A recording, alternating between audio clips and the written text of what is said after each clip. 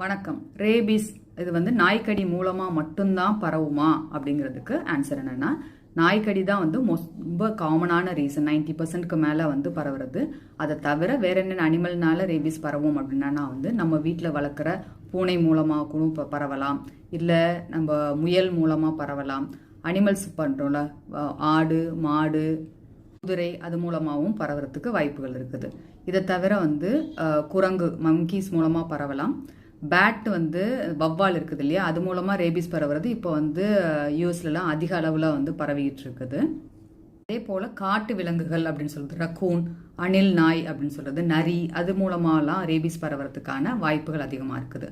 மனிதர்லேருந்து மனிதருக்கு ரேபிஸ் பரவுறதுக்கு வாய்ப்பு இருக்கானா இருக்குது, பட் சான்சஸ் ரொம்ப ரொம்ப கம்மியாக தான் இருக்குது.